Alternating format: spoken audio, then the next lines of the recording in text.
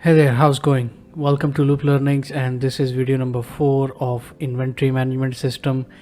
And in this video we are going to work on creating the relationships of the tables that we have created. If you haven't subscribed to this channel yet, please go ahead and do that and hit the bell icon so you get notification whenever I upload any video. Also, if you end up liking this video, then you can hit the like button as well. That would be great. Right, so we created the database tables in previous two videos, and the next step is of course to create relationships. So if I'll go back to my Excel file in which I have created the database schema, there is a there are tables, so we are going to go step by step so we don't miss any relationship that needed to be created. So that's why. So first we will go with locations and user activity table. Okay, so to create a relationship, you go to in the ribbon tab. If you are using Access 2016 and beyond, there are ribbons. So on ribbon tab you click on database tools and then you click on relationships. Okay, on your right side you will see the tables. If you have the latest version of our Microsoft Access, you'll see tables on the right side. Otherwise you can right click and you can click on show table. So you can right click anywhere in this work area, and if you click on show table, you will see the tables pop up a screen as well if you are using older version of Microsoft Access. Anyway, so first we will take the locations table and we will take the activity table, user activity. Okay, so if I'll go to the Excel file, you will see locations and user activity. And now when we are creating relationship, one important thing that we need to remember is that what kind of relationship we want to create, because there are different types of relationships, right? If I'll show you what types of relationships. So location ID, in this table we have location ID, in this table we have location ID as well. Now in locations table, the location ID would be a primary key. Okay, I will repeat. In the locations table, the location ID field is a primary key, whereas in any other tables, for example in user activity table, location ID would become a foreign key. Now whenever you are creating a relationship, whether it is what type of relationship, one-to-one, one-to-many, many-to-many, there are three types of relationships in Microsoft Access that you can create, by the way. So irrespective of the type of relationships that you are going to create, what you need to do is to find out the primary key and secondary key or the foreign key, and then you link those two together. So for example, I'm going to link the foreign key of location ID in user activity table with the location ID field in the locations table. And what I did, I just simply clicked here and I kept my left click on the mouse clicked, and I kind of drag and dropped on location ID. So you can see that there is a pop-up window open. Now it is asking us to confirm. Now what do we need to confirm? Well, first of all we need to see that the two tables are correct or not that we are going to link, right? So locations, user activity, correct, and then we are going to link location ID and location ID. So we can see that in both tables the field is same. In locations table, location ID is primary key. In the user activity table, location ID is the foreign key. Now you will see a couple of options here as well. And what do we mean by these options? Well, if you check the enforce referential integrity, what will basically Microsoft Access will do is that whenever you're trying to enter a data in user activity table. So for example, you have location number 1 created in locations table, okay, and then you want to enter a record, and by mistake you are entering location number 2 in user activity. So what Microsoft Access will do, if you have checked on this, the Microsoft Access will look for that location ID number 2 in the primary table, whether the location, any location with the ID number 2 exists or not. If not, then it will throw an error saying you cannot create the record with the primary key that is not located in the primary table. I hope that you are understanding what I'm trying to say. So that's why it's called relational database. So basically, you, for example, once a location is created, you don't need to create that same location again because it's already created with a unique ID number. Now we can use that location wherever we wish to use. So therefore we are using it in user activity table. So that's why you click on enforce referential integrity. That means any data which is being entered, it will be checked in the primary key.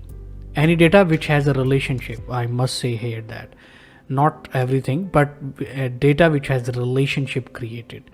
So that will be checked. If that information or data does not exist in the primary table, then it will throw an error. Okay, so these things are important. The other option I would like to talk about is the cascade update related fields. Now, according to my limited understanding, I don't know whether I'm going to explain it correctly or not, but I will explain it. For example, you have created a location with location ID number 1, and the location name is, let's just say, ABC Corp, right? And then later on you change and then you create user activities with location number 1. So then later on, after a month or two, you change the name from ABC Corp to ABC Corporation. So whatever change you have done in the primary table, that will reflect in the secondary table with that same location ID. I hope that you have understood. If you have not, please rewind a little bit and then I'm sure you will. So I hit on that. This option, third one, is cascade delete record. I don't recommend doing it, although this can be useful in some situations, but not every situation. What do we mean by that? Well, if for example, there are 10 records or 10 entries for the location number 1 created in user activity table, when you delete the location number 1 from the primary table, all the relevant data, the cascaded records, will also get deleted, and you don't want to do that, right? So that's why I don't recommend doing this checkbox. Again, this can be useful in some situations, not every situation. And lastly but not the least is, you can see that it is telling what kind of relationship is being created. Relationship type is one to many, and 99% of the time we have one to many relationships, 99% of the time. So once you are happy with everything, you click on create. Okay, so now you can see a relationship is created between these two tables using the primary key and foreign key, which is location ID. All right, so I took a little bit time to explain it because some of the people may be new, maybe beginners. Honestly, when I was learning, I was quite confused for a long period of time about relationships. Then I understood it by practicing it, watching it again and again, tutorials, and then I kind of learned it how it is done. So if you are new to it, you will be learning by repeating it. All right, so we are done with these two tables. We don't have to create any other relationship for now. Now let's move on to the next tables, and these are related to product management. So first we will bring in the product table. And where is product table? Here it is. So we'll bring in here. So you can see location ID here is the foreign key, and here in locations table location ID is a primary key. So I'll click, drag and drop. Here we go. Simply you create a relationship. Okay, anything else that requires our attention here? I don't think so at the moment. Okay, all right, here we go. Next is variants. So let's bring that table in here. Okay, so first we will create a relationship location ID with the location ID. Boom. Then we have a foreign key, another foreign key, which is product ID, and that should be linked with the products table product ID. Okay, there we go. Image, item name, type, color, size, supplier ID. Here is another foreign key. So let's bring in the supplier table. Supplier, where do we have supplier? Here. Okay, so we will create a relationship supplier ID with supplier ID. Okay, cool. Story location, list price, purchase price. Alright, I think we are done with this table as well. Now let's move on to the next one, and that is catalogs. So we'll go to the catalogs table and let's create a link of location ID. Then we have catalog name, and that's it. Well, am I missing something here? I think so. I am missing something here. What do I miss? I think we are missing in products table. We should have a catalog ID. We have product ID, we have location ID, created on product, brand acronym, product acronym, brand image, status. All right, so see, another problem or flaw, we have found it, and it's good. Basically what I was searching for is that a catalog will have different products, and then product will have different variants. So that's the hierarchy structure, which means we have to link the catalog table to the product table, so we can create a relationship and we can search for relevant products in one catalog. So, and that's what the problem is. In my product table, I don't have the catalog ID field, so I need to go and create one. Sorry guys if you think that I have not done this intentionally, trust me, and it happens. And it's good that we have identified this issue right at the start of what we are building. So we'll bring back the locations. Where it is gone? Locations.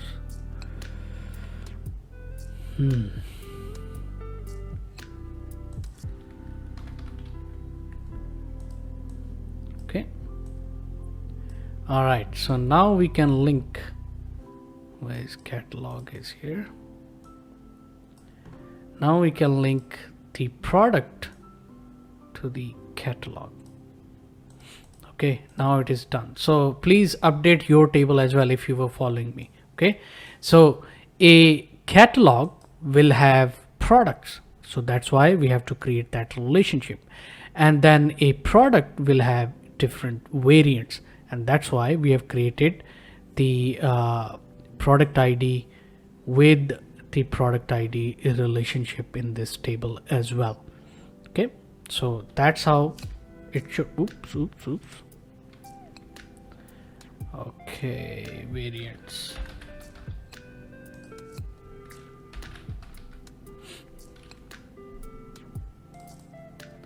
All right, now next, what do we have? So this is done. Supplier, let's move on to supplier. Okay, supplier is already there. So we have supplier ID. Let's link it with the location ID. What else? Is there anything else that require attention in this? Nope. What next? Next we have stock transfer table. So stock transfer. All right.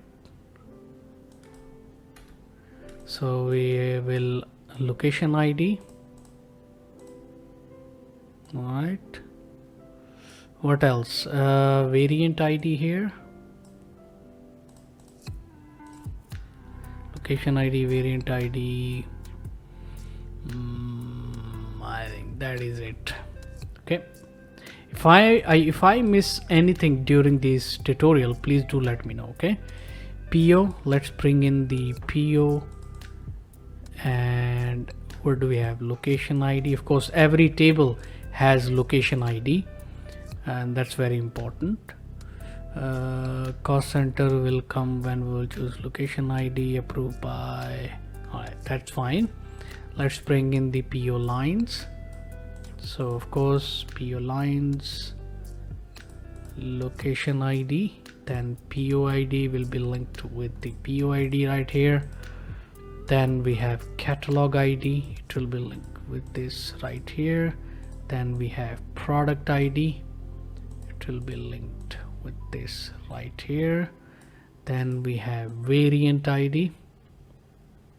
See, this is how the relational database is created. We have supplier ID, item name, SKU, UOM, unit price, total price, order quantity, total quantity, receive quantity. Okay, that's fine. We don't have anything here. Okay, so these two tables are also done. Now let's move on to sales management, and we will bring in the sales order table. Here we go, sales order, and we have location ID for the sales order. We have customer ID. So where is customer table? Have we created customer table or not? Okay, no customer table. So let's create a customer table right now. We'll have customer ID. We have, and the reason that I have not created customer table is because originally I did not plan to add customers, so that's why the database is not created. When I uploaded the video, second video, third video, everybody was saying, hey, can you add customers? So that's why I did not create the customers table before. Do not think that I did a mistake. Even though I did a mistake, that's okay, but I'm just saying that the reason why the customer table was not created in the beginning. All right, so location ID. Location is important because we want to keep record of everything, where that particular transaction happened, at what location. So that's very important. Okay, and what is the customer name and contact number? Let's see, decrease it to 25, and I think that is enough for the customer. Let's add email address because I may showcase a functionality later on.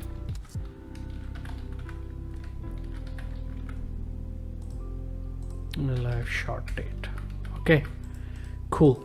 So let's bring in the customers table and let's link that with the customer ID here. All right, cool. And what else do we have? Location is linked, order type not required, customer ID is linked.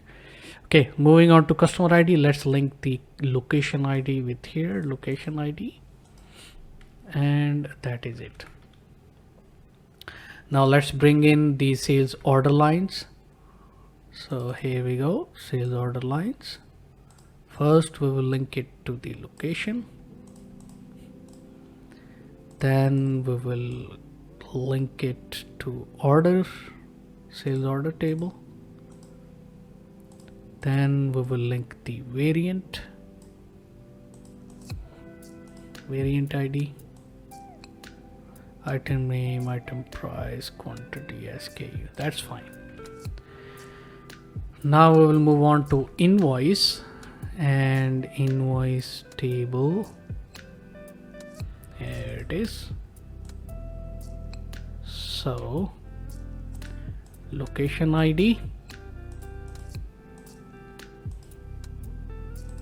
order ID,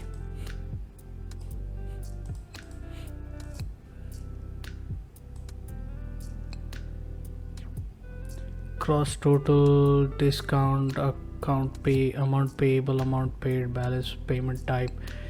That is it, I guess, in the sales, in the invoice.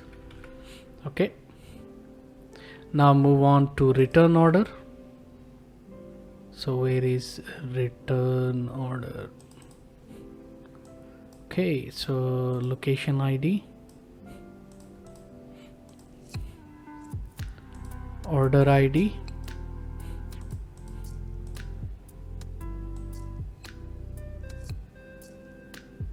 alright, that's fine. Return lines,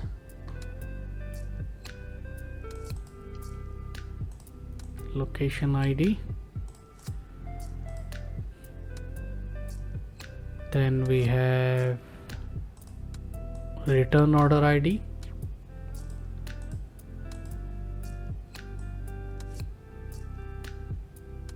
okay, that is it. Credit note, credit note. I know this is kind of boring, you are watching me doing things, but it's important if you really want to learn. If you don't want to learn, then it will be boring for you, trust me. But if you want to learn, then it will be very fruitful for you, I'm sure. Alright, that is done. Let's move on to the expense types. There we go. Let's link the expense table with the locations, and that is it. Then we have expense table. Let's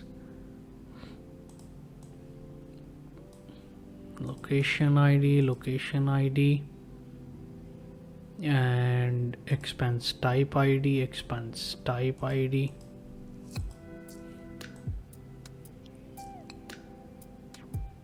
Okay, that is fine. What else? Account payable,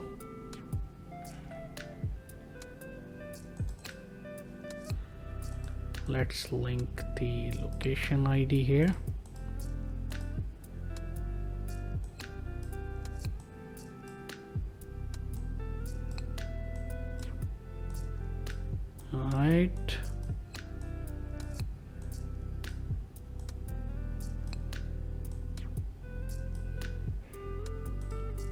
Alright, so location ID is linked. What else? Cost center, payable type, document type. These are all entries that will be done with the record sets, so nothing else. Okay, now we will move on to payment voucher. Here we go. Location ID, AP ID with accounts payable, it will be linked.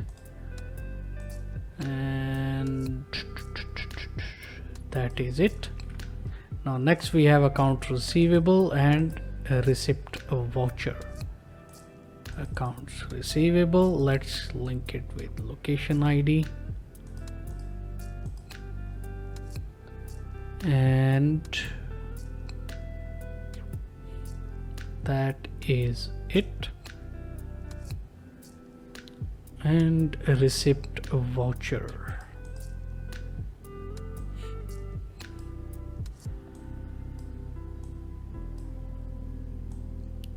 I'll reduce the size of these. Alright, location, let's link that first. And then we have AR ID, which is accounts receivable ID. And that is it. So we have created our database. Database is completed. In previous two videos I created the tables. In this video I created the relationship.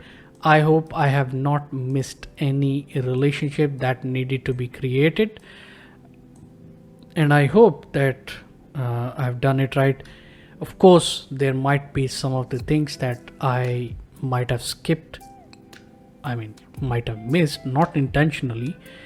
And if you think that some of the relationships are not created or whatever, please do let me know in the comments below. If you like this video, smash the like button and hit the bell, subscribe to the channel, hit the bell icon so you get notification whenever I upload a new video. Thank you very much for watching, and I will see you in the next one.